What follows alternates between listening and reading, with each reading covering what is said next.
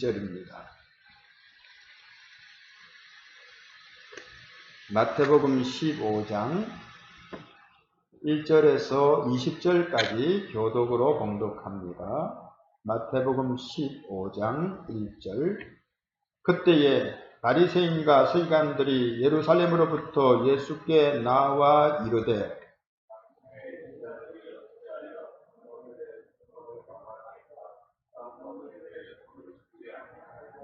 대답하여 이르시되 너희는 어찌하여 너희의 전통으로 하나님의 계명을 범하느냐?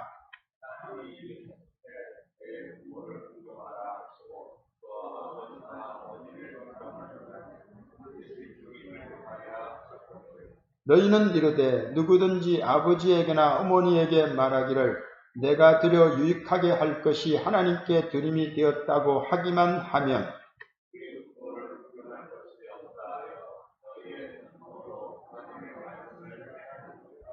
외식하는 자들아, 이사야가 너희에게 관하여 잘 예언하였도다. 일러스되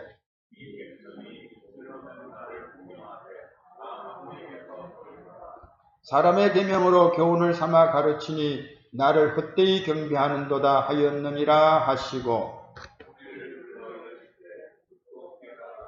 입으로 들어가는 것이 사람을 더럽게 하는 것이 아니라 입에서 나오는 그것이 사람을 더럽게 하는 것이니라.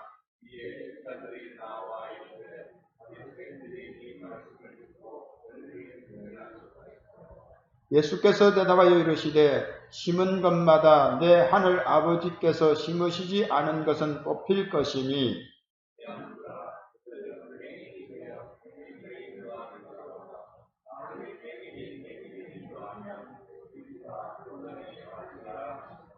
베드로가 대답하여 이르되 이 비유를 우리에게 설명하여 주옵소서.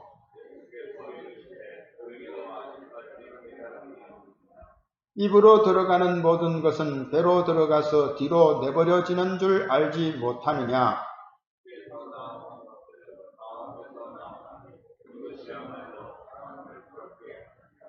마음에서 나오는 것은 악한 생각과 살인과 간음과 음란과 도둑질과 거짓 증언과 비방이니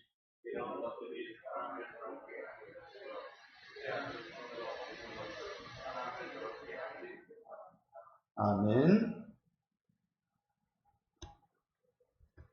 전통이냐 계명이냐 라는 주제를 가지고 말씀 나누도록 하겠습니다. 바리새인들과 서기관들이 예루살렘에서 예수님께서 복음을 전파하시는 갈릴리 지역까지 찾아왔습니다.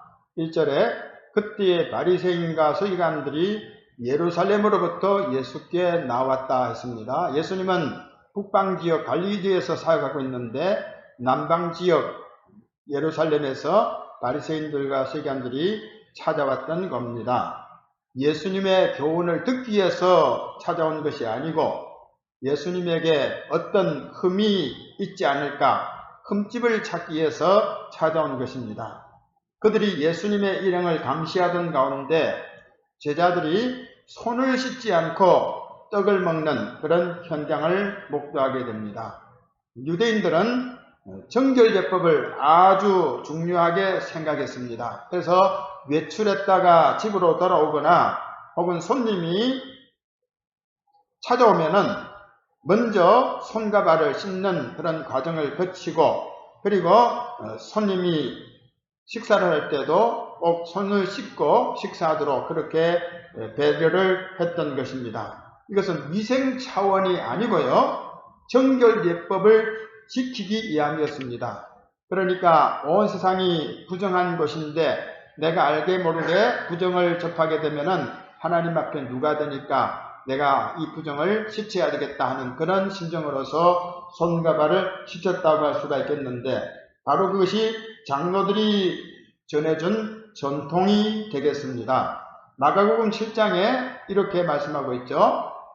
마가복음 7장 3절입니다. 바리새인들과 모든 유대인들은 장로들의 전통을 지키어 손을 잘 씻지 않고서는 음식을 먹지 아니하며 또 시장에서 돌아와서도 물을 뿌리지 않고서는 먹지 아니하며 그 외에도 여러 가지를 지키어오는 것이 있으니 잔과 주발과 녹것을 씻음이러라. 정결예법이 있다는 겁니다. 그래서 집집마다 이 정결예법에 사용하기 위해서 항아리를 세워놓고 거기에 언제나 물을 담아 두었습니다. 우리 예수님께서 물로 포도주를 만드신 그 사건 요한복음 2장에 나오는데요. 그 잔치집에도 항아리가 놓여 있다고 했지 않습니까? 요한복음 2장 6절에 보면은 거기에 유대인의 정결 예식을 따라 두세 통 드는 돌 항아리 6이 놓였는지라. 그러니까 집집마다 항아리를 구비해 놓고 거기에 물을 담아 두었다가 정결예법에 그 물을 사용했다는 말씀이 되겠습니다. 그런데 예수님의 제자들이 손을 씻지 않고 떡을 먹었으니까 바리새인들이 얼마나 할 말이 많겠습니까? 바리새인들은 이것을 호기로 삼아서 예수님께 따진 겁니다. 2절에 보면은 당신의 제자들이 어찌하여 장로들의 전통을 범하나이까? 떡 먹을 때에 손을 씻지 아니하나이다. 이렇게 따져 예수님을 난처하게 만들었습니다. 예수님께서 여기에 대해서 여러 가지 말씀을 하시는데요. 그걸 우리들이 잘못 이해하면은 예수님은 정결예법을 아예 지키지 않고 살지 않았을까 이렇게 단정하기 쉬운데 결코 그렇지 않습니다. 우리 예수님은 아무 죄도 없으심에도 불구하고 정결예법의 가장 기본이 되는 세례를 주님께서 자원해서 받지 않습니까? 예수님은 죄인이 아니기 때문에 죄인이 받을 세례를 받을 필요가 없지만은 율법 아래 오셔서 율법의 요구를 이루시기 위해서 죄인의 대표자로서 정결예법의 가장 기본이 되는 세례를 받으셨다는 사실입니다. 그뿐입니까? 예수님께서 바리새인 시몬의 집에 초대를 받아 갔는데 그 시몬이 예수님을 아주 하찮게 여겨서 발 씻을 물도 제공하지 않죠.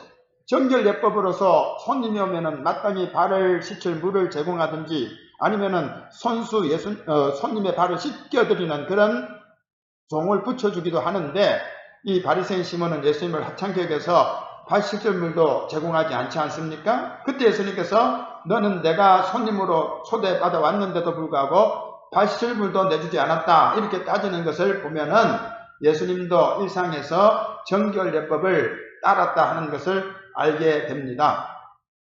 제자들이 손을 씻지 않고 떡을 먹은 것은 주변에 손을 씻을 만한 그런 물이 없었던지 아니면 그 집 주인이 제자들을 하찮게 보고서 손 씻을 물을 제공하지 않았던지 이유가 있겠지요.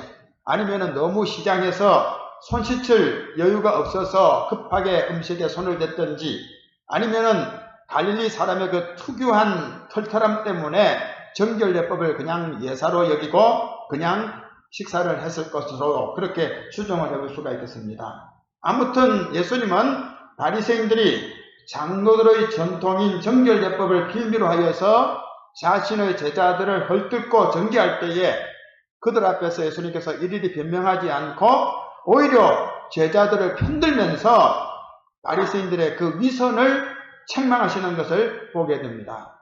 그러면서 어떻게 말씀합니까? 11절에 보면은 입으로 들어가는 것이 사람을 더럽게 하는 것이 아니라 입에서 나오는 그것이 사람을 더럽게 한다. 그렇게 말씀했어요. 그러니까 바리새인들이 마음속에 갖은 죄악을 담고서 위선을 떨면서 정결 운운하는 그것을 예수님께서 아주 가증스럽게 보시면서 너희들의 마음속에 어떤 것이 담겨 있는 줄 아느냐 하는 이런 지적을 빗대어서 하신 말씀 아니겠습니까? 입으로 들어가는 것이 사람을 더럽게 하는 것이 아니다. 입에서 나오는 그것이 사람을 더럽게 한다 말씀했어요. 이 말씀은 또 뒷부분에도 다시 제자들과의 대화 속에서 반복되지 않습니까? 17절에 보면은 입으로 들어가는 모든 것은 배로 들어가서 뒤로 내버려지는 줄 알지 못하느냐? 입에서 나오는 것들은 마음에서 나오나니 이것이야말로 사람을 더럽게 하느니라. 마음에서 나오는 것은 악한 생각과 살인과 간음과 음란과 도둑질과 거짓 증언과 비방이니 이런 것들이 사람을 더럽게 하는 것이요 씻지 않은 손으로 먹는 것은 사람을 더럽게 하지 못하느니라 말씀했어요. 물로 손을 씻고 비누로 정결케 하면은 우리의 손에 있는 세균들이 다 없어지게 되겠죠. 그래서 위생상 아주 필요한 것이 되겠죠. 그래서 요즘같이 코로나가 도는 시대에는 손 씻기를 잘하자 이렇게 강조하고 있지 않습니까? 하지만 아무리 물로 손을 씻고 비누를 사용한다 할지라도 우리 마음속에 들어있는 이 더러운 죄는 결코 씻겨내지 못하는 겁니다. 마음속에 더럽고 추악한 생각을 품고 있으면서 깨끗한 척 위선을 떨면서 예수님의 제자들을 향해서 정결하지 못하다, 정결의 법을 어겼다 이렇게 정죄하는 바리새인들을 향해서 예수님께서는 너희들은 도대체 하나님의 말씀을 지키며 사는 자냐 이렇게 따져 묻지요. 제5계명의 예를 들면서 말씀을 하지 않습니까? 3절에 보면은 너희는 어찌하여 너희의 전통으로 하나님의 계명을 범하느냐 이렇게 따져 묻습니다. 장로들의 유전을 그렇게 강조하는데 너희들이 그 강조하는 장로들의 유전을 가지고 왜 하나님의 계명을 범하느냐 그렇게 말씀을 하고 있는 겁니다. 그러면서 제자들에게 하나님의 말씀보다 사람의 전통, 사람의 예법을 더 중요하게 생각하는 사람들은 영적으로 우매한 자다, 맹인이다, 그들을 따르지 말아라 이렇게 또 경고하지 않습니까? 14절에 보면은 그들은 맹인이 되어 맹인을 인도하는 자로다. 만일 맹인이 맹인을 인도하면 둘이 다 구덩이에 빠지리라. 영적인 안목이 없는 맹인과 같은 자들이 정결예법을 운운하지만은 결국은 그들이 하나님 말씀을 따르지 않는 자들이니 그들을 따라가면은 함께 망하게 될 것이다. 그렇게 말씀을 했습니다. 이제 부모 공경을 하라는 것은 계명이고 그 계명을 제대로 지키지 않는 하나의 전통, 고르반이라고 하는 것이 있는데요. 그걸 이 시간에 같이 우리들이 생각해 보도록 하겠습니다. 먼저 하나님의 계명인 부모를 공경하라는 말씀에 대해서 살펴보도록 하십시다. 현대를 살아가는 그리스도인들 중에서 사람의 교훈과 전통, 형식 이런 것들을 중요하게 생각하는 이들이 많죠. 그래서 나는 교양이 있다, 저 사람은 교양이 없다 이렇게 제 나름대로 기준을 세워가지고 사람의 전통과 교훈을 따라서 교양이 있느니 없느니 이렇게 평가하지 않습니까? 그러면서 하나님의 말씀은 아주 예사롭게 그렇게 여기는 사람들이 없지 않아 많이 있다는 사실이 되겠습니다. 이러한 자들을 향해서 예수님은 제5계명의 예를 들어서 교훈을 주십니다. 제5계명이 바로 부모를 공경하라 하는 그런 말씀 아니겠습니까? 부모들이 자식을 사랑하며 아끼고 돌보는 것은 아주 당연한 것 아니겠습니까? 이런 것들은 동물의 세계에도 볼 수가 있죠. 어미들이 새끼들을 먹이고 또 보살피고 또 양육하는 것은 동물의 세계에도 찾아볼 수가 있습니다. 하지만 자식이 부모를 공경하는 것은 동물의 세계에서는 결코 찾아볼 수가 없습니다. 유인원, 그러니까 사람과 가장 닮은 꼴이라고 할 수 있는 원숭이 계통의 그 유인원들조차도 그 유인원들의 사회 속에서도 부모 공경의 개념은 없습니다. 흔히들 까마귀를 가리켜서 효의 아이콘이다 이렇게 말하죠. 그래서 반포지효라고 그렇게 말하고 있지 않습니까? 까마귀가 어미새를 먹이니까 그는 효의 아이콘이 된다 이렇게 말을 하는데, 그런데 과학자들은 그것은 근거 없는 속설이라 그렇게 평합니다. 실제로 새끼 까마귀가 어미 까마귀에게 먹이를 주는 일은 없다고 합니다. 오히려 먹어가지고 덩치가 커진 비대한 새끼에게 먹이를 주느라고 피골이 상접해진, 그래서 덩치가 작아 보이는 어미, 그것을 보면서 작은 어미가 덩치 큰 새끼에게 먹이를 먹이는 것을 보면서 착각을 해가지고 작은 새끼 까마귀가 어미 까마귀를 먹이는 것으로 그렇게 잘못 이해를 해가지고 반포지효라는 그런 어떤 말을 지어낸 것이 아니라 그렇게 표현을 했다는 그런 말씀 되겠습니다. 그러니까 효라고 하는 개념은 영성을 가진 우리 인간 사이에서만 볼 수 있다는 말씀이 되겠습니다. 동물의 세계에서는 그런 일을 찾아볼 수가 없다는 거죠. 하나님의 말씀이 없는, 다시 말씀해서 율법을 받지 아니한 이방인들도 그 마음속에는 하나님이 주신 양심이 있죠. 기본 양심, 그 본성이라고 하지 않습니까? 그 양심이 율법 역할을 하기 때문에, 그래서 세상 사람들도 부모 공경은 아주 당연한 도리로서 여기는 겁니다. 삼강오륜에 나오는 부자 유친도 역시 양심적인 그런 본성에 따른 도리라고 할 수가 있겠습니다. 부모를 공경하지 않는다면 이것은 짐승하고 다를 바가 없다, 그렇게 말씀드릴 수가 있겠는데, 그럼에도 불구하고 타락한 인간들은 양심의 소리를 부정하고 짓누르면서 천륜을 거스르는 그런 불법적인 행동을 하죠. 그래서 부모를 제대로 공경하지 않고 오히려 여러 가지 악을 행하는 일이 있지 않습니까? 그래서 하나님께서는 인생으로 하여금 깨닫게 하기 위해서 부모를 공경하라고 하는 계명을 선포하기에 이런 것입니다. 출애굽기 오늘 본 말씀 4절에 보면은 하나님이 이르셨으되 네 부모를 공경하라 하시고 또 아버지나 어머니를 비방하는 자는 반드시 죽임을 당하리라, 그렇게 하셨다는 거예요. 하나님의 계명이라는 거죠. 출애굽기 20장 12절에 네 부모를 공경하라, 그리하면 내 하나님 여호와가 내게 준 땅에서 내 생명이 길리라. 10가지 계명을 선포하셨는데 그 10가지 계명 중에서 4가지 계명은 하나님에 대한 계명이고, 그리고 6가지 계명은 사람에 대한 계명인데, 그 사람에 대한 계명 중에서 제일 첫 번째 나오는 계명이, 그러니까 5계명이 부모를 공경하라는 그런 말씀이 되겠습니다. 그러니까 부모 공경은 동방예의지국의 전통이나 혹은 풍속이 아니고 온 세상이 따라야 될 하나님의 엄중한 계명이 된다 하는 말씀이 되겠습니다. 계명이 뭡니까? 하나님의 절대적인 명령이지요. 사람이 결코 그것을 임의로 폐할 수가 없다는 말씀이 되겠습니다.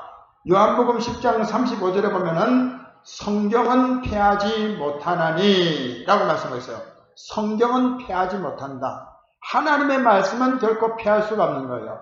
십계명의 말씀은 폐할 수 없다 하는 그런 말씀이 되겠습니다. 그래서 본문에서 예수님은 부모 경경은 폐할 수 없는 하나님의 계명, 하나님의 말씀임을 재천명하신 겁니다. 우리는 이 계명이 얼마나 중요한 것인지를 생각해야 되겠는데요. 먼저 이 계명에는 하나님의 약속이 따라오는 계명이라는 말씀이 되겠습니다. 십계명이 출애굽기 20장과 신명기 5장에 2번 나오는데요. 앞서 우리들이 출애굽기에 나오는 5계명을 살펴봤는데 신명기 5장에 나오는 또 계명도 한번 보도록 하겠습니다. 신명기 5장 16절에 보면은 너는 내 하나님 여호와께서 명령한 대로 내 부모를 공경하라. 여기는 내 부모를 공경하라 이렇게 말씀하지 않고 내 하나님 여호와께서 명령한 대로 내 부모를 공경하라 말씀하고 있어요. 하나님의 명령이라는 거예요. 부모를 공경하라는 것이 하나님 명령이라는 겁니다. 그러면 어떻게 되느냐? 그리하면 내 하나님 여호와가 내게 준 땅에서 내 생명이 길고 복을 누리리라 말씀하고 있어요. 하나님의 계명을 지키라 하라 하지 말라 이렇게 되어 있는데 5계명에는 거기에 구원된 어떤 축복이 있는 거죠. 부과된 그런 약속이 있는 거죠.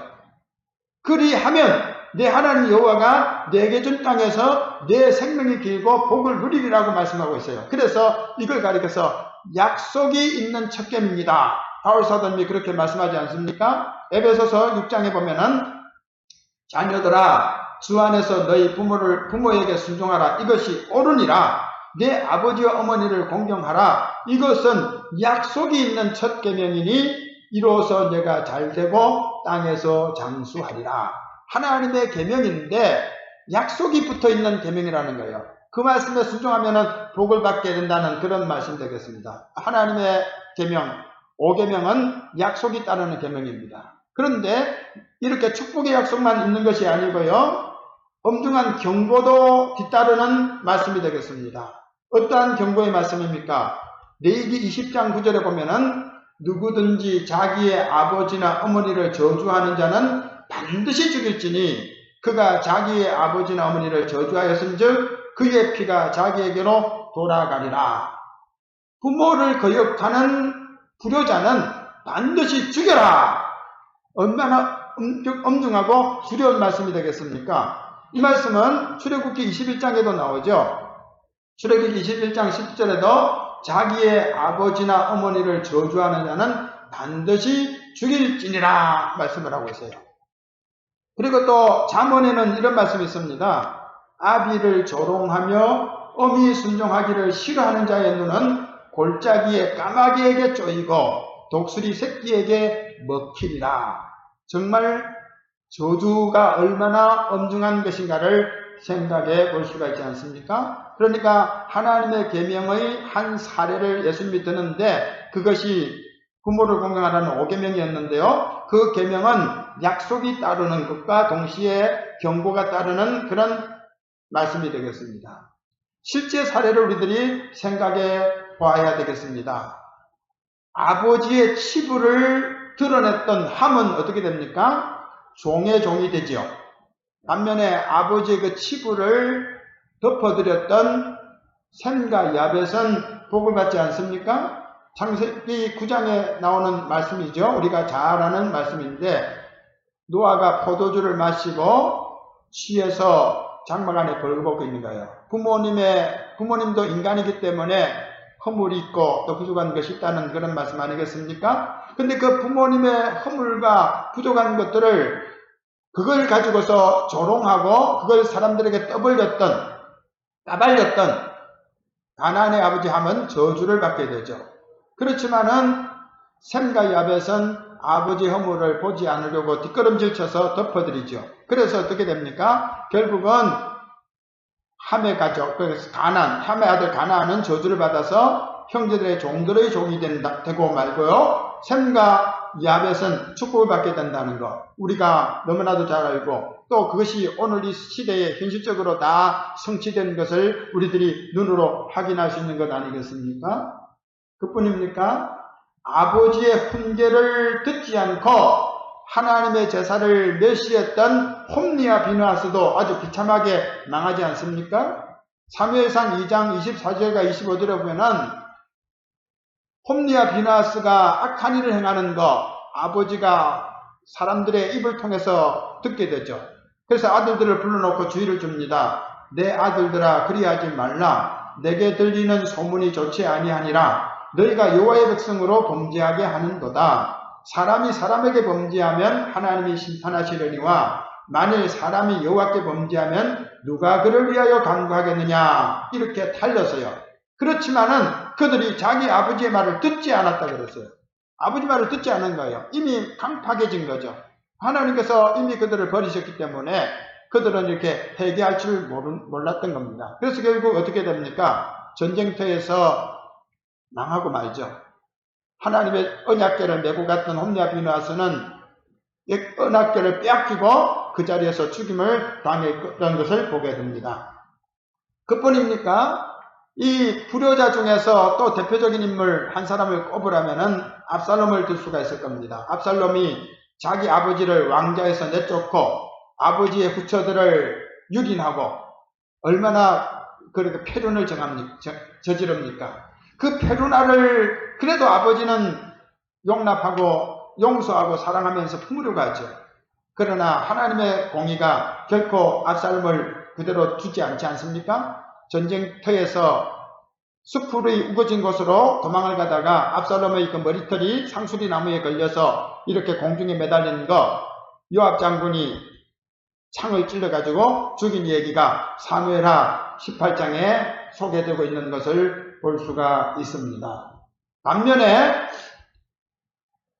아버지의 훈계를 쫓아서 포도주를 마시지 않았던 요나답의 자손들, 내갑 족속이라고 하죠. 이들은 하나님 앞에 축복받아서 여호와 앞에 설 사람이 영영이 끊어지지 않게 됩니다. 예레미야 35장에 보면은 예레미야가 레갑 사람의 가문에게 이르되 만군의 여호와 이스라엘의 하나님께서 이와 같이 말씀하시기를 너희가 너희 선조 요나답의 명령을 순종하여 그의 모든 규율을 지키며 그가 너희에게 명한 것을 행하였도다. 그러므로 만군의 여호와 이스라엘의 하나님께서 이와 같이 말씀하시니라. 레갑의 아들 요나답에게서 내 앞에 설 사람이 영원히 끊어지지 아니하리라. 부모님의 말씀에 순종한 이 요나답의 자손들, 레갑의 후손들은 복을 받게 되었다는 그런 말씀이 되겠습니다. 그러니까 하나님의 계명은 절대적인 것이기 때문에 순종하면 복을 받고 순종하지 아니하면 저주를 받는다 하는 그런 말씀이 되겠습니다. 반면에 이제 사람의 전통인 고르반에 대해서 우리들이 같이 생각해 보도록 하겠습니다. 부모를 공경하라고 하는 이 계명을 유대인들이 받았지만은 그들은 고르반이라고 하는 전통을 핑계로 하여서 부모님을 공경하지 않았어요. 본문 말씀 5절 6절에 나오지요. 너희는 이르되 누구든지 아버지에게나 어머니에게 말하기를 내가 드려 유익하게 할 것이 하나님께 드림이 되었다고 하기만 하면 그 부모를 공경할 것이 없다 하여 너희의 전통으로 하나님의 말씀을 폐하는도다. 너희의 전통, 고르반이라고 하는 그 전통을 가지고 부모를 공경하라는 하나님의 말씀을 폐했다는 그런 말씀이 되겠는데요. 고르반에 대한 얘기는 마가복음 7장에도 나오죠. 마가복음 7장 11절 12절에 보면은 너희는 이르되 사람이 아버지에게나 어머니에게나 말하기를 내가 드려 유익하게 할 것이 고르반 곧 하나님께 드림이 되었다고 하기만 하면 그만이라 하고 자기 아버지나 어머니에게 다시 아무것도 하여 드리기를 허락하지 아니했다. 그러니까 부모님께 드려야 되는데 나 하나님께 다 드렸어요. 부모님께 드릴 거 없어요. 나 하나님께 다 바쳤어요. 이렇게 말하면서 부모 공양을 소홀히 했기 때문에 예수님께서 야단을 친 겁니다. 고르반이라고 하는 그 단어의 뜻은 하나님께 바친다는 뜻인데요. 부모보다 하나님이 더 크시니까 부모보다 더 크신 하나님께 내가 다 바쳤으니까 부모님께는 바칠 것이 없어요. 이렇게 고르반을 핑계로 해서 부모 부양을 하지 않았다는 그런 말씀이 되겠습니다. 예수님은 이처럼 종교의식을 핑계로 해서 하나님의 계명을 어기는 자들을 향해서 이사야의 글을 인용하면서 그들의 외식을 책망하지 않습니까? 어떻게 말씀합니까? 외식하는 자들아 이사야가 너희에 관하여 잘 예언하였도다. 일러스되 이 백성이 입술로는 나를 공경하되 마음은 내게서 멀도다. 사람의 계명으로 교훈을 삼아 가르치니 나를 헛되이 경배하는도다 하였느니라. 이사야가 한 말씀을 예수님께서 그대로 인용하시면서 너희들이 사람의 교훈을 따라서 고르반 전통을 주장하면서 하나님의 계명을 폐하고 있으니 너희들은 헛된 예배자다, 헛된 경배자다 이렇게 지적을 한 것입니다. 때때로 우리 그리스도인들도 예수님의 말씀을 문자적으로 인용해서 부모 공경을 소홀히 하는 그런 경우가 있는데요. 그것은 큰 잘못이 되겠습니다. 마태복음 10장 37절에 이런 말씀이 있습니다. 아버지나 어머니를 나보다 더 사랑하는 자는 내게 합당하지 아니하고 라는 말씀이 있죠. 그리고 또 마태복음 23장 9절에 보면은 땅에 있는 자를 아버지라 하지 말라. 너희의 아버지는 한 분이시니 곧 하늘에 계신 이시니라. 이 인용된 두 성경 구절을 읽으면 곡해하기가 쉽죠. 우리 예수님께서 이렇게 말씀하신 그 의도는 생각하지 않고 거기 있는 한 구절만 빼어가지고 곡해하고 확대 해석해가지고 기독교는 불효의 종교다 이렇게 매도해서는 안 될 것이고 또 이걸 핑계 삼아서 부모 공경을 소홀히 해서도 안 될 것입니다. 그것은 마치 정치꾼들이 상대방의 말의 문맥을 전체로 전달하지 않고 악의적으로 한두 구절만 인용해가지고 가짜 뉴스를 전달하는 것하고 다를 바가 없지 않겠습니까? 우리 예수님은 어떻게 사셨습니까? 어린 시절부터 부모에게 철저하게 순종하는 삶을 사셨어요. 누가복음 2장 51절에 보면은 예수께서 함께 내려가사 나사렛에 이르러 순종하여 받드시더라. 순종하여 받들었다. 예수님은 어린 시절부터 부모님에게 순종하고 또 받들어드리는 이런 삶을 살았던 겁니다.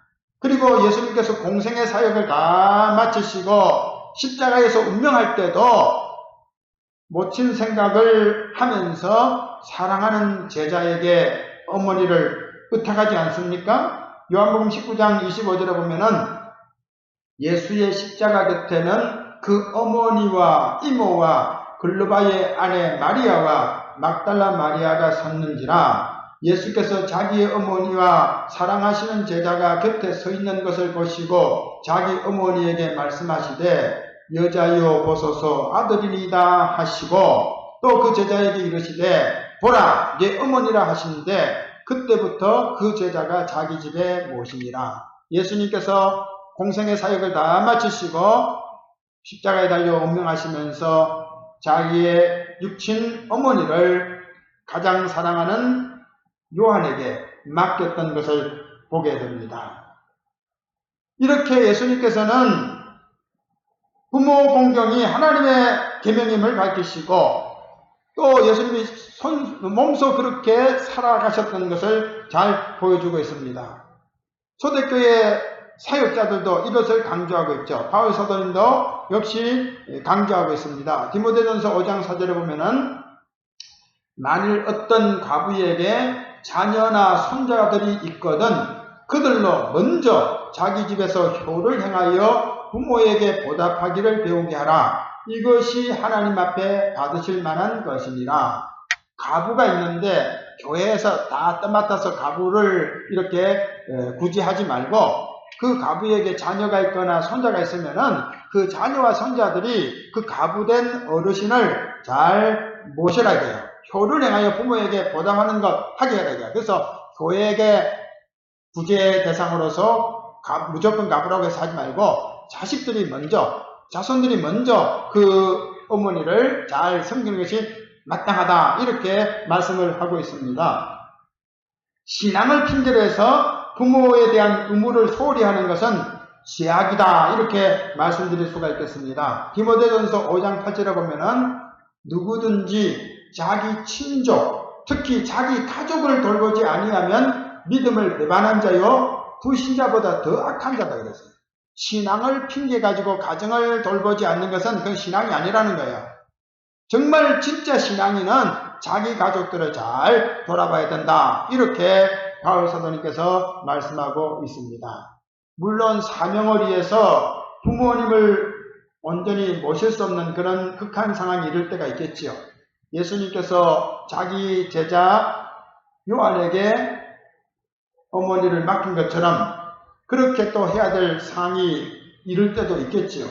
다윗도 그렇지 않습니까? 다윗이 사울왕에게 쫓겨다니면서 어려움을 겪을 때에 자기의 부모님을 잠시 모압 임금에게 맡기는 것을 보게 됩니다. 사무엘상 22장 3절에 보면은 다윗이 거기서 모압 미스베로 가서 모압 왕에게 이르되 하나님이 나를 위하여 어떻게 하실지를 내가 알기까지 나의 부모가 나와서 당신들과 함께 있게 하기를 청하나이다. 자기 때문에 부모님이 곤란을 겪을까봐 이렇게 부모님을 모압 임금에게 이렇게 도움을 청해서 잠시 의탁하는 것을 보게 됩니다. 그러니까 고르반을 핑계로 해서 부모를 소홀히 대하는 것을 대해서 예수님께서 지적하면서 하나님의 계명이 절대적인 것이라는 것을 강조하고 있습니다. 이제 전통이냐 계명이냐 한번 우리들이 생각해 보도록 하십시다. 사람의 전통, 사람의 교훈은 사람들에 의해서 만들어진 오래된 규칙이다. 그렇게 말씀드릴 수가 있겠죠. 성경적인 원리에 근거하여 세워진 전통을 따르는 것은 신앙생활에 많은 유익이 된다. 말씀드릴 수가 있겠어요. 우리 한국 교회의 전통하면은 어떤 겁니까? 주일 성수, 또 11조 생활, 그리고 술과 담배를 먹거나 마시지 않는 주초 금지, 그리고 새벽 기도회 이런 것들을 전통이라고 할 수가 있겠죠. 그 전통을 지키는 것, 신앙적으로 많은 유익을 얻을 수가 있습니다. 요나답의 자손들이 신앙의 전통을 따름으로써 하나님께 인정받는 귀한 가문이 되지 않았습니까? 예레미야 35장에 나오는 말씀 다시 인용하겠습니다. 네갑의 아들 우리 선조 요나답이 우리에게 명령한 모든 말을 순종하여 우리와 우리 아내와 자녀가 평생 동안 포도주를 마시지 아니하며 살 집도 짓지 아니하며 포도원이나 밭이나 종자도 가지지 아니하고 장막에 살면서 우리 선조 요나답이 우리에게 명령한 대로 다 지켜 행하였노라. 세상의 부귀, 영화, 지, 권세 이런 거 탐하지 않고 그저 선조 요나답이 시키는 대로 세상의 쾌락도 멀리하고 물질도 멀리하면서 유랑생활을 했던 이 자들, 이 요나답의 후손들 참으로 하나님께서 기꺼이 보지 않았습니까? 그러니까 신앙 말씀에 근거한 전통은 참으로 신앙생활에 요긴한 것이라고 할 수가 있겠습니다. 그래서 바울 사도님도 전통을 지키는 성도들을 칭찬한 일이 있습니다. 고린도전서 11장 2절에 보면은 너희가 모든 일에 나를 기억하고 또 내가 너희에게 전하여 준 대로 그 전통을 너희가 지킴으로 너희를 칭찬한다. 바울 사도께서 교회에다가 전통을 내려준 거예요. 그 전통의 하나가 여자들은 교회에서 잠잠하라 하는 이런 것도 포함이 되겠죠. 이 고린도전서 11장에는 이런 것들에 대한 얘기인데요. 아무튼 이렇게 전통을 지키는 것을 칭찬했습니다.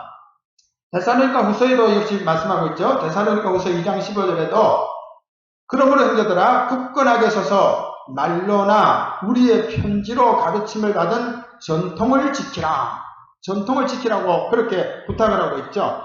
또 데살로니가 후서 3장 6절에도 형제들아 우리 주 예수 그리스도의 이름으로 너희를 명하노니 게으르게 행하고 우리에게서 받은 전통대로 행하지 아니하는 모든 형제에게서 떠나라 그랬어요.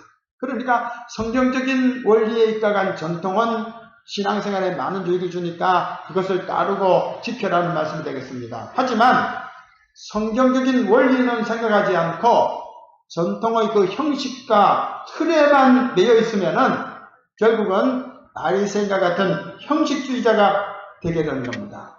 그 형식주의자가 되면은 입술로만 하나님을 섬기는 거죠.